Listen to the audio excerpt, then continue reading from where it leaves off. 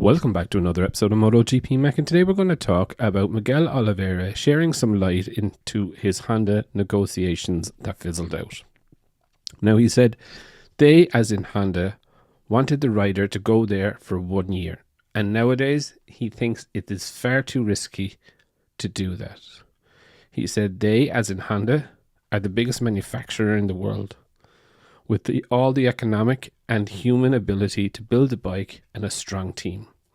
It's just, as a rider, you're going to break a relationship with one manufacturer to go to another manufacturer without any more guarantees for your future.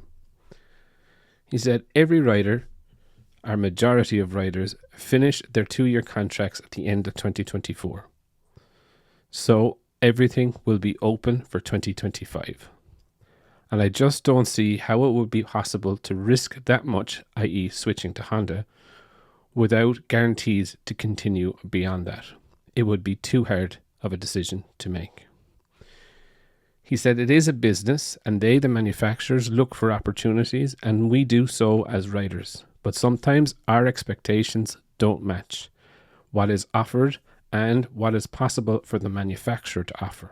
So therefore, I am not so disappointed. He was then speaking that if he was offered a 2-year deal at Honda, it may have been a different story. And he said, yes, it would have been different for sure, because it's a factory seat. And I can only possibly have a factory seat in 25 or 26. So in this case, they would offer me more than what I have now at Aprilia. But I would still have to break that relationship early. This is why I am happy where I am now. And I think this is a really, really interesting story, because Honda were clearly interested in Miguel Oliveira. You know, we know Marini contacted Honda first, but Miguel was more or less headhunted. Honda kind of had their eye on him. And I do find it strange that they only offered him a 1-year deal. Now, I get it.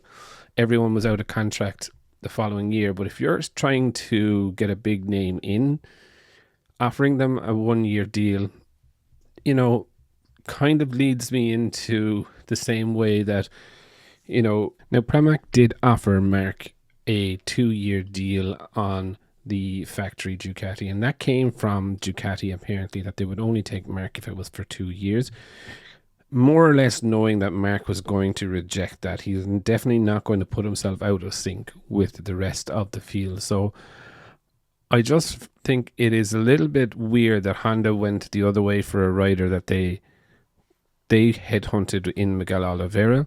They only offered him a 1-year deal, and maybe it is because the talks broke down and were not reopened that they offered Marini the 2-year deal. I don't know, but it definitely something very weird went on there in Honda, why they were headhunting Miguel, offering him a 1-year deal with no certainty. Like, realistically, what is the point in leaving Aprilia, you know, for 1 season? But I'd definitely love to know your thoughts. What do you think of Miguel Oliveira's reckoning and reasoning for turning down the Honda ride? Definitely leave your thoughts in the comments below, and I'll be back again tomorrow with another video.